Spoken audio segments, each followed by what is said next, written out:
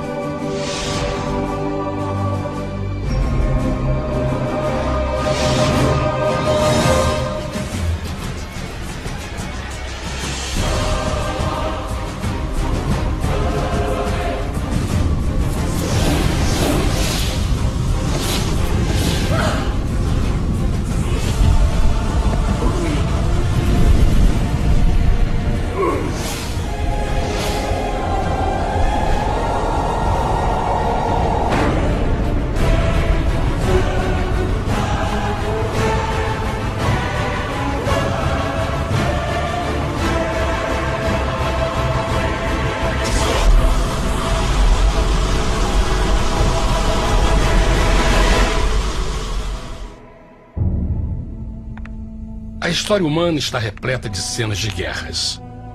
E todas as pessoas já experimentaram conflitos. Mas para entender a origem do mal, devemos viajar ao passado para a Primeira Guerra do Universo. Porque esta guerra não aconteceu na Terra. Antes que o nosso mundo existisse, houve uma guerra no céu. Mesmo as palavras guerra no céu soam como uma contradição. É quase inimaginável para nós que pudesse haver batalhas e conflitos entre as criações de Deus no paraíso. O que pode ter causado este conflito celestial? Graças a um livro antigo chamado Bíblia, temos detalhes suficientes para poder juntar as peças e desatar os nós. Mesmo que trágica, é uma extraordinária e bela história de amor que vai desde o princípio dos tempos até tocar pessoalmente a você, a mim e a cada indivíduo na Terra. Nossa história começa há muito tempo atrás na capital do universo. Em um lugar chamado Céu, que estava repleto de seres angelicais que amavam fazer a vontade de Deus.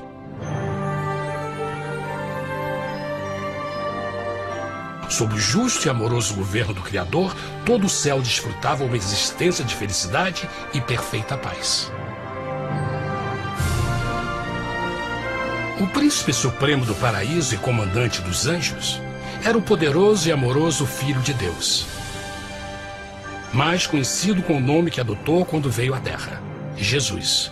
Ele tinha o mesmo propósito e pensamento com Deus, o Pai. O céu, sob o comando compassivo do Pai, Filho e Espírito Santo, provou ser um maravilhoso lugar de paz e alegria.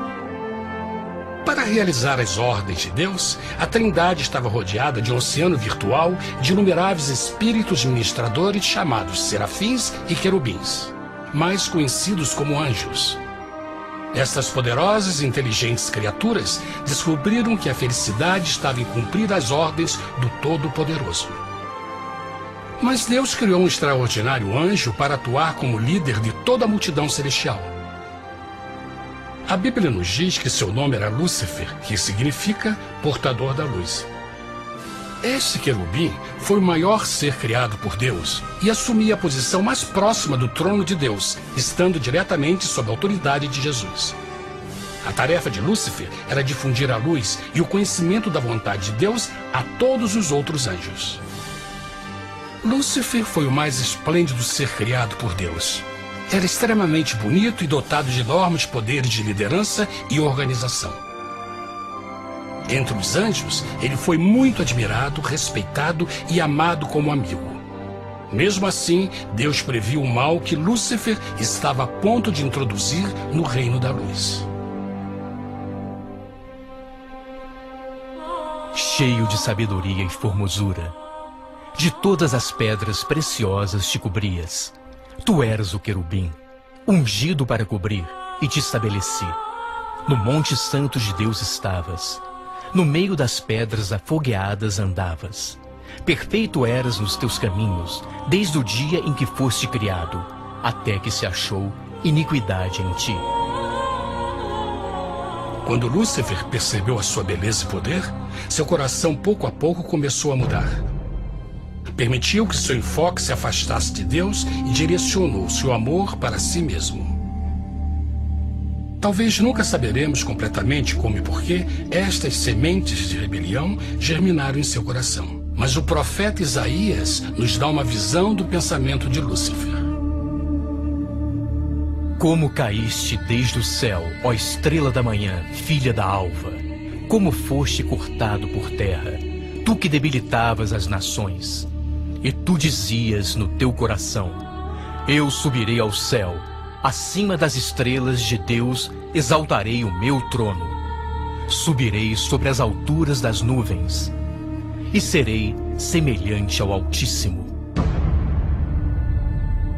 Lúcifer, aos poucos, começou a cobiçar o poder de Deus, mas não sua personalidade. Ao pensar em suas próprias habilidades e belezas extraordinárias, os perversos tentáculos do orgulho e vaidade congelaram sua mente.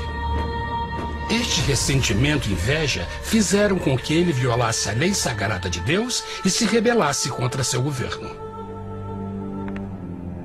Precisamos fazer uma pausa e esclarecer algo.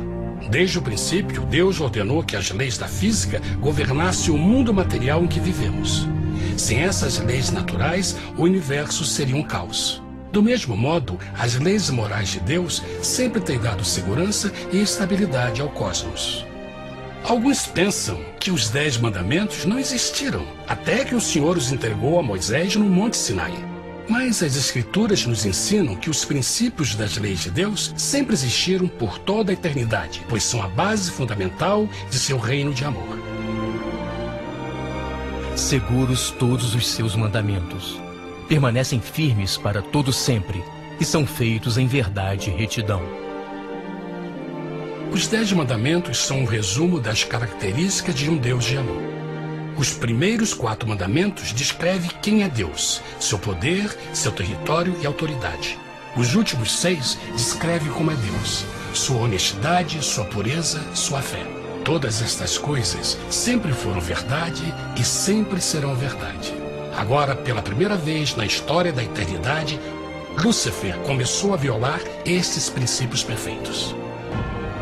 Lúcifer sabia que se fosse compartilhar o poder e status de Deus, necessitaria de apoio. E deu início ao trabalho. Começou sorrateiramente a circular entre os outros anjos, plantando sementes de dúvida e descontentamento a respeito da liderança de Deus, ao mesmo tempo em que, sutilmente, revelava suas próprias virtudes. Ele insinuou que Deus abusava de seu poder divino e suas leis restringiam a verdadeira liberdade e felicidade de suas criaturas. Com seu raciocínio audaz e poder de influência, Lúcifer pôde persuadir a um grande número de anjos a se unirem para seu motim. Talvez se perguntem, como tantos anjos inteligentes puderam seguir esse desertor? Bom, lembrem que até esse ponto nenhum anjo tinha escutado uma mentira. E nesse primeiro estágio da rebelião, os anjos não perceberam a obsessão de Lúcifer em assumir a posição de Deus. Não sabiam que finalmente ele planejaria a tortura e o assassinato do Filho de Deus na cruz com a intenção de ocupar o seu trono. Estranhamente, Lúcifer pensou que poderia ocultar seus verdadeiros propósitos de Deus. Ai dos que querem esconder profundamente o seu propósito do Senhor e fazem as suas obras às escuras e dizem: quem nos vê e quem nos conhece? Não pense nem por um momento que a rebelião de Lúcifer surpreendeu Deus e o pegou desprevenido. O Senhor sabe de todas as coisas e os pensamentos de suas criaturas. Ele entendia exatamente o que estava se passando pela mente de Lúcifer. E piedosamente Deus advertiu o desgarrado anjo do perigo. Mas no final, o orgulho e a vaidade não permitiram que Lúcifer se arrependesse. Então, iniciou a rebelião total contra Deus em vez da humilde obediência. Alguns podem perguntar: isso significa que Deus criou um anjo defeituoso? Não, mas ele criou Lúcifer com livre-arbítrio. Verão que o livre-arbítrio é uma coisa maravilhosa, mas também muito perigosa, incluindo o risco de uma rebelião e a possibilidade de que o amor de Deus seja rejeitado. Vejam que o amor real não pode vir de uma criatura pré-programada e não pode ser forçado, deve ser voluntariamente dado. Por exemplo, mesmo que seja bonito este cachorro robô, na verdade, nunca poderá amar-me. Posso fazer que pareça que me ame, mas só estará seguindo instruções pré-programadas. Não tem opção. Por outro lado, este pequenino está realmente feliz em ver-me. Ele decidiu dar-me seu afeto. E com o tempo, nossa relação se fará mais forte, enquanto eu ame e cuide bem dele. Do mesmo modo, um Deus de amor só quer amor verdadeiro de suas criaturas. E para que isso aconteça, elas precisam ter o livre-arbítrio. A rebelião de Lúcifer é a maior evidência de que ele tinha esta liberdade. Agora, a grande pergunta é: como Deus enfrentaria esta crise? Como lidaria com Lúcifer e com os milhões de anjos que se uniram nessa rebelião? Muitos questionam por que Deus não acabou imediatamente com a rebelião. Afinal, ele poderia facilmente vaporizar Lúcifer com um raio. Mas isto teria solucionado o problema? Não, pelo contrário. Isso só teria intensificado as dúvidas e suspeitas que Lúcifer havia plantado na mente dos anjos. Lembrem que Lúcifer sabia, como ninguém mais, da engrenagem interna do governo de Deus. Sua destruição seria vista como parte de uma grande armação, e a razão que o motivou a servir Deus teria sido o medo da represália e não o amor. O Senhor sabia, na sua sabedoria, que a melhor forma de enfrentar a crise era permitindo que tudo seguisse o seu curso. Esta seria a única forma de se assegurar que o mal não se ergueria outra vez. Deixai crescer ambos juntos até a ceifa. E por ocasião da ceifa, direi aos ceifeiros: colhei primeiro o joio e atai-o em molhos para o queimar, mas o trigo ajuntai-o no meu celeiro. Na parábola do joio e do trigo, Jesus descreve que um tempo de crescimento é necessário para que uma planta revele sua verdadeira natureza. No seu entendimento infinito, Deus sabia que com o tempo, o caráter real de Lúcifer seria exposto e que os amargos frutos de sua rebelião seriam vistos. Até agora, os cidadãos do universo não estavam familiarizados com o pecado e até onde os levaria. Mas isso mudaria quando eles vissem por si mesmos sua terrível natureza autodestrutiva. Afinal, a sabedoria e o amor do governo de Deus seria para sempre confirmado e o universo estaria seguro. Quando Lúcifer e seus seguidores revelaram abertamente sua rebelião, o Senhor soube que não haveria paz se permitisse que eles ficassem no céu. Deveriam pôr um limite, entrar em ação e enfrentar os rebeldes. Mas Lúcifer e seus seguidores nunca sairiam por vontade própria ou pacificamente. O passo seguinte foi a guerra. E houve batalha no céu. Miguel e os seus anjos batalhavam contra o dragão. E batalhavam o dragão e os seus anjos. Mas não prevaleceram, nem mais o seu lugar se achou nos céus. E foi precipitado o grande dragão, a antiga serpente, chamada o Diabo e Satanás, que engana todo mundo. Ele foi precipitado na terra, e os seus anjos foram lançados com ele. A Bíblia não revela exatamente que tipo de armas foram usadas durante este conflito cósmico. Mas esta guerra foi como nenhuma guerra que os olhos mortais já viram. Apocalipse 12:4 nos diz que finalmente Lúcifer e 1/3 dos anjos de Deus foram expulsos do paraíso.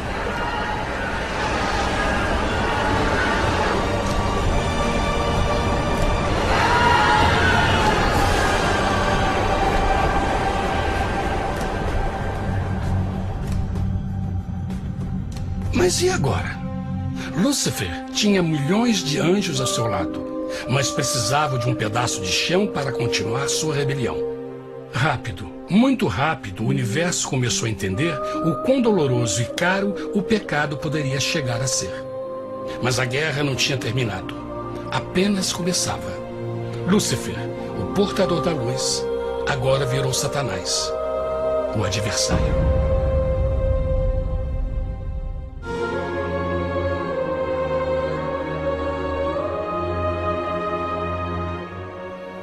Depois da guerra no céu, Satanás e seus anjos caídos foram expulsos da corte de glória. Por um tempo, o diabo e seus demônios vagaram pelo universo buscando inutilmente mundos que se compadeceram e se uniram à sua rebelião. Enquanto isto, o coração de Deus sentia intensamente o vazio que deixou a perda de Lúcifer e seus anjos. Então o Pai, o Filho e o Espírito Santo retomaram seu trabalho favorito, o maravilhoso trabalho da criação. Decidiram fazer um mundo novo, pleno, com muita variedade e diversas criaturas de amor. Este novo mundo seria único, porque as criaturas principais seriam feitas à imagem de Deus. Para eles, o Senhor também daria o domínio deste planeta novo, que conhecemos como Terra. No princípio, Deus criou a terra. E viu Deus tudo quanto tinha feito, e eis que era muito bom.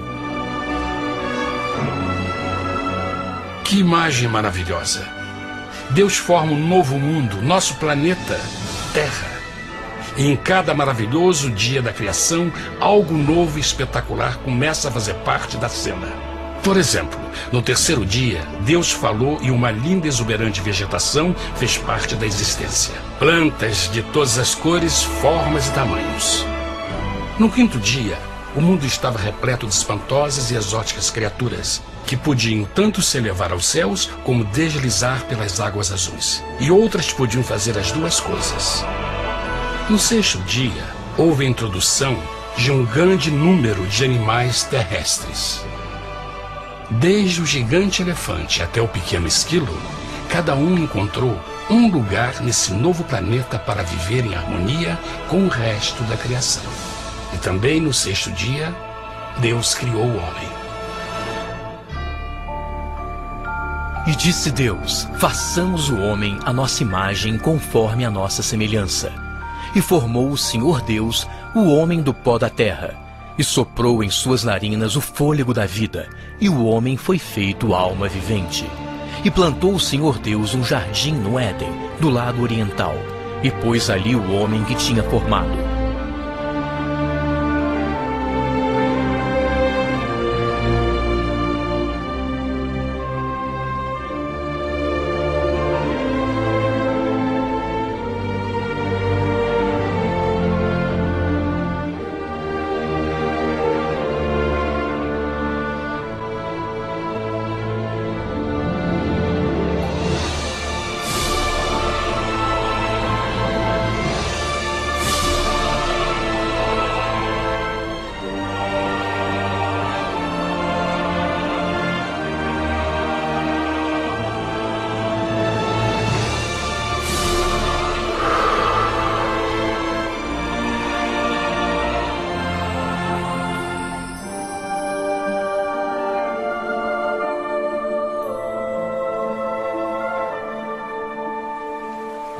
Mas que grande honra ser criado à semelhança de Deus, ser um indivíduo com liberdade de pensamento.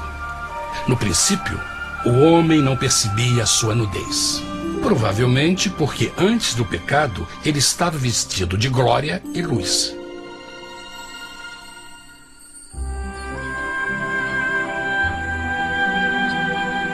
Deus também criou a companheira perfeita para Adão, sua bela esposa Eva.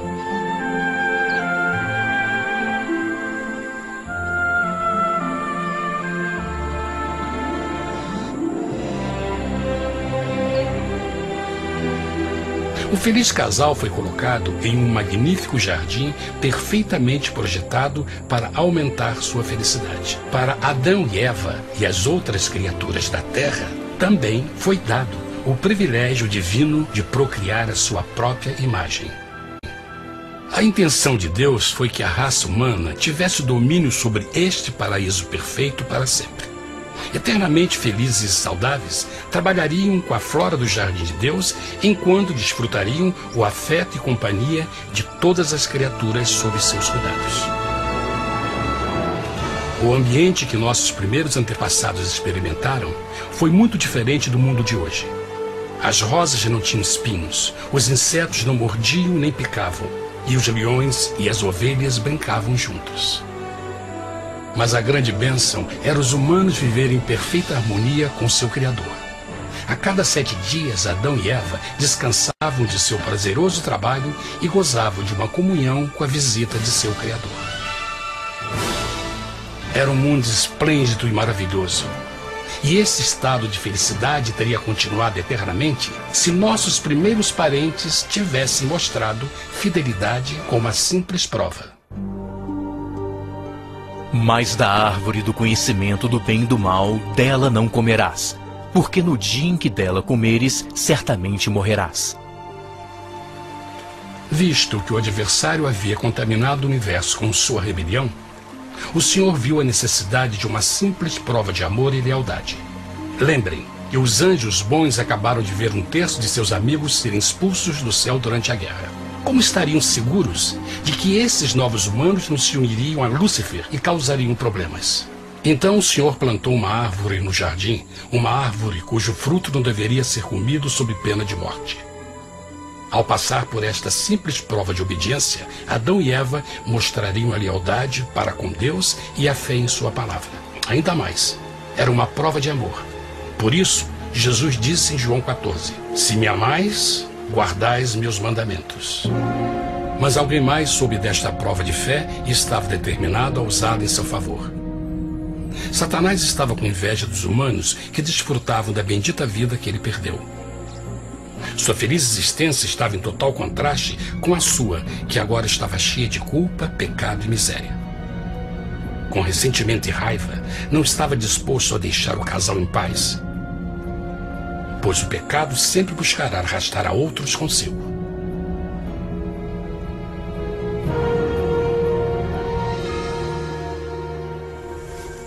Então um dia, quando Eva estava concentrada em seu agradável trabalho, se viu sozinha e muito perto da árvore proibida. Foi quando Satanás viu sua oportunidade. Através de uma serpente hipnotizante, o anjo caído chamou Eva até a árvore e a envolveu em uma conversação.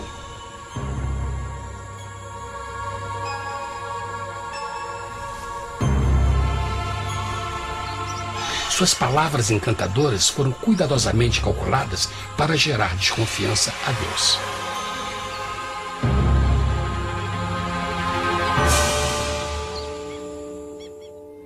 A serpente replicou à mulher, de modo algum morrereis. Deus sabe que no dia em que dele comerdes, vossos olhos se abrirão e sereis como Deus, conhecedores do bem e do mal. A mulher notou que a árvore era boa para comer, pois era atraente aos olhos e desejável para alcançar sabedoria. Colheu o seu fruto e comeu. Deu também ao seu marido, que comeu assim como ela. Tragicamente, quando Eva escutou a suave e sedutora voz do tentador, começou a ter certas dúvidas da palavra de Deus. A serpente enganou-o com a promessa de grande poder e sabedoria. Isso chamou sua atenção. Além disso, aparentemente um fruto deu à serpente a habilidade de falar. Que outros poderes poderia dar a ela? E mesmo tendo acabado de conhecer a serpente, ela confiou em sua palavra acima da de Deus, quem a criou, e lhe deu um paraíso para viver. Então Eva comeu o fruto proibido e convenceu seu esposo a fazer o mesmo. Adão poderia ter escolhido ser fiel a Deus, mas colocou seu amor pela esposa acima do seu amor por Deus. Quando os nossos primeiros parentes mostraram lealdade ao inimigo, o domínio da terra foi tomado por Satanás. Não sabeis que vos oferecendo a alguém para lhe obedecer, vos tornais escravos daquele a quem obedeceis? Ninguém pode servir a dois senhores. Este mundo agora seria o último campo de batalha entre o bem e o mal, e o coração de cada homem e mulher seria o prêmio. Adão e Eva não se deram conta desse tempo, mas seu momento de desconfiança e desafio abriria as comportas do sofrimento de milhões de pessoas durante milhares de anos.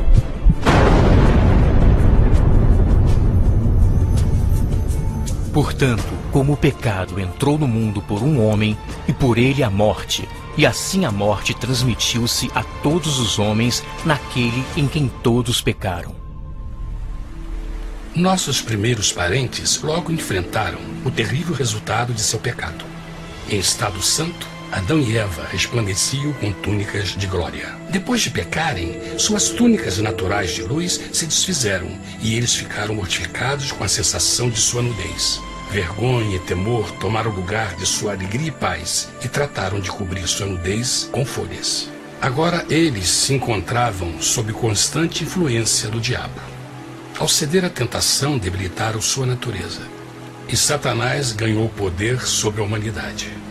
As pessoas não podiam resistir às tentações do diabo com sua própria força. Por último, e o mais aterrador, se encontravam vivendo sob a pena de morte iminente. Deus havia advertido que a desobediência traria a morte. Já tinha experimentado a morte espiritual. Quanto tempo passaria para sofrerem a morte física também? Nesse ponto, seu futuro não tinha nada mais que escuridão e desespero. Tendo expulsado o homem, colocou diante do jardim do Éden os querubins com o cintilar da espada flamejante, para guardar o caminho da árvore da vida. Como o pecado provocou a expulsão dos anjos caídos de seu lar celestial, agora pela desobediência, Adão e Eva foram tirados de seu jardim, seu lar no paraíso. Tudo à sua volta estava mudando rapidamente, e a humanidade se encontrou suscetível às dores, doenças e finalmente à morte. Até os animais e plantas estavam infectados pela terrível maldição. Os espinhos e cardos agora pareciam árvores e flores, e os animais que antes eram gentis começaram a se matar e a devorar uns aos outros. O pior resultado foi que o pecado separou a humanidade de Deus. Mas vossas iniquidades cavaram um abismo entre vós e vosso Deus. São vossos pecados que ocultaram de vós sua face, para não vos escutar. Na criação, foram dados a Adão e Eva a honra de falar com os anjos, e até com o Filho de Deus cara a cara. Mas Deus é tão puro e santo que nenhum mal pode existir na sua presença. Agora que os primeiros humanos tinham pecado, Deus afastou sua santa presença deles para a sua própria proteção. O pecado tinha queimado uma parte da alma do homem que já não podia ver a dimensão espiritual. Deste momento em diante, a comunicação com o céu seria limitada. Mesmo com todas estas maldições caindo sobre Adão e Eva, o coração do Senhor se encheu de compaixão. A lei que haviam violado não poderia ser alterada para salvá-los, pois é tão sagrada e imutável como Deus mesmo. O Senhor sabia que havia só uma maneira na qual o homem podia se redimir. Então um plano foi revelado, nascido do fundo do coração de Deus.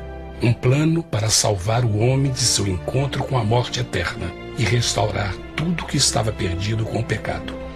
Seria de grande intensidade, alcance e poder, mas seria um plano que também implicaria num enorme sacrifício.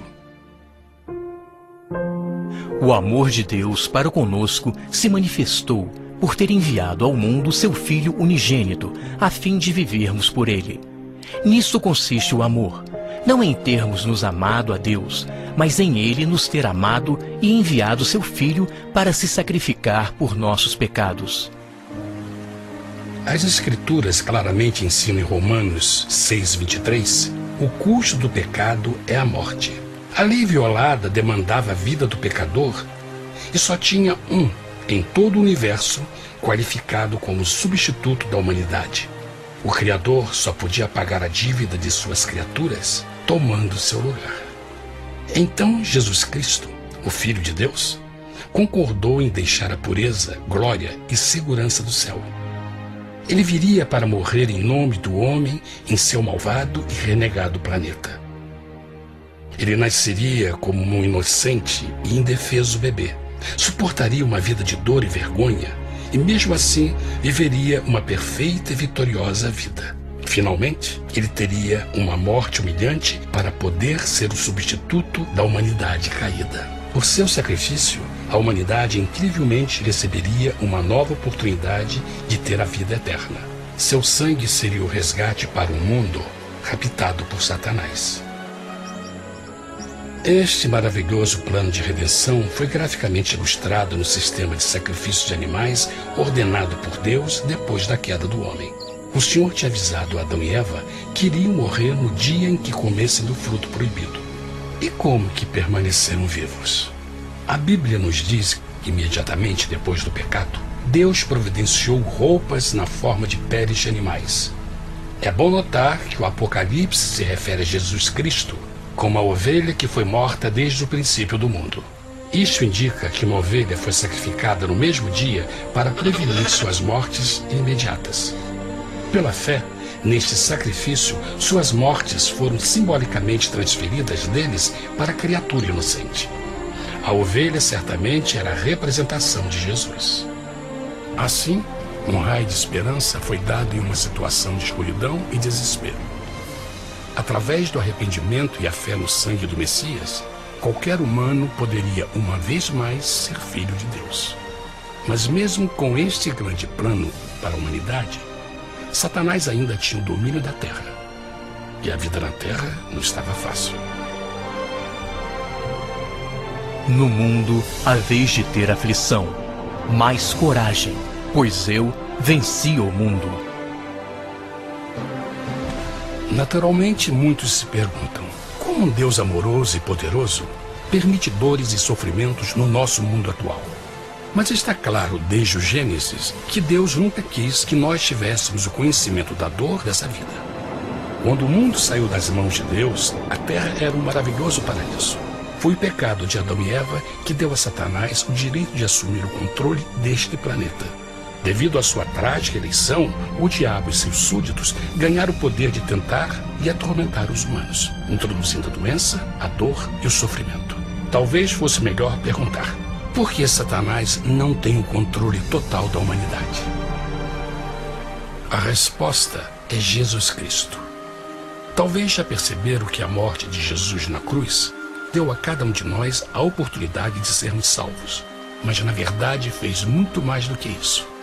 Quando o Salvador ofereceu sua vida para redimir a terra, esse ato poria restrições ao controle de Satanás sobre a humanidade. Satanás não poderia forçar nossa vontade e seu poder de nos ferir seria limitado. O sacrifício de Cristo também nos trouxe um tempo de prova, durante o qual poderíamos ver a diferença entre o governo de Deus e o de Satanás, e então decidir a quem servir. Finalmente, pelo sacrifício que fez Jesus, o reino de Satanás chegará ao seu final, e um dia a terra será devolvida ao homem mais maravilhosa do que era no princípio. Mesmo Adão e Eva tendo começado suas vidas como exilados do paraíso, ainda tinham esperança. Deus providenciou peles de animais sacrificados para se cobrirem. Mas o mais importante, ele prometeu o sangue do Cordeiro de Deus para pagar por seu pecado, se aceitassem a Cristo e se arrependessem.